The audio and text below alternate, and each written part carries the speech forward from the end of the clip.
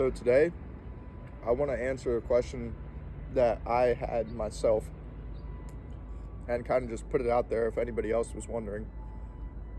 Hey bro, everybody seems to be going this way when they fall off after a swing, right? Stepping out nowadays. Why did Barry Bonds step here? Why did Barry Bonds have that signature finish like this? And here's what I found out. I found out that Barry Bonds catches the ball. Well, like he said in that interview one time, he says, there's a catcher catching it behind home plate. I'm just changed the object to a bat. I'm catching it with my bat. Now, what does that mean?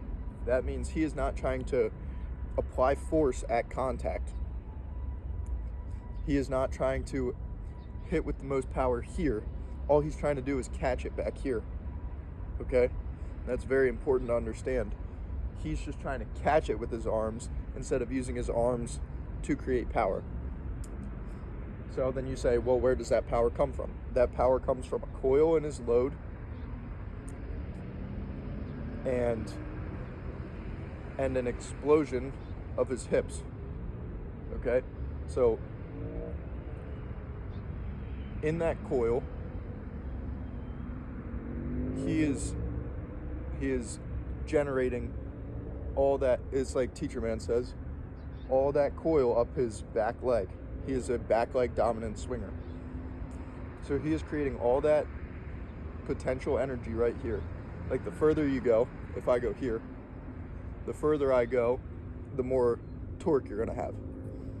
The thing that made Barry Bonds special is he wouldn't rotate off of his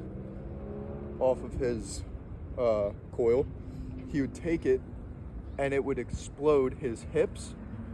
If you watch the video, it would explode his hips to the shortstop or back to the pitcher. Like, he is taking all of his weight through the ball.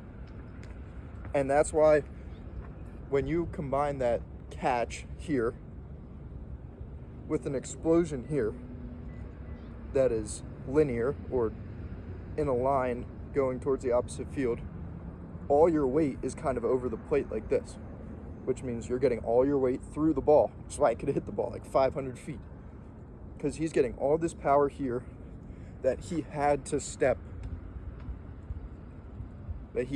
over onto the plate by the end of the swing, because he had so much energy going in through the ball. So that is why I'm kind of trying to emulate my swing after Barry Bonds right now.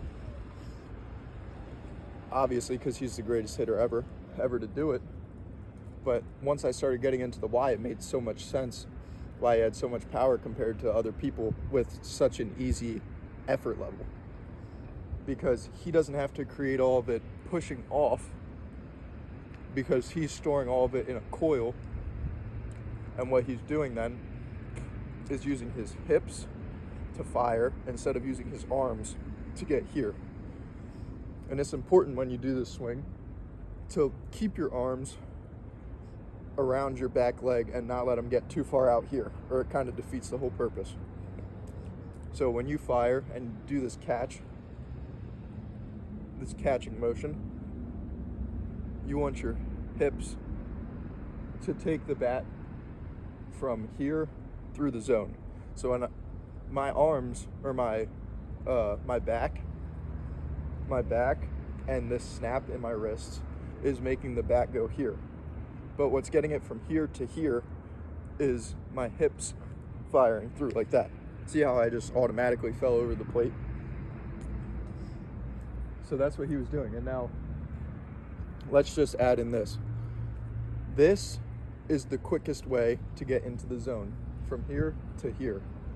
Look, my bat's in the strike zone right now. If I go here to here, this is a longer bat path, right? And this is why I agree with Teacher Man on the topics that he presents.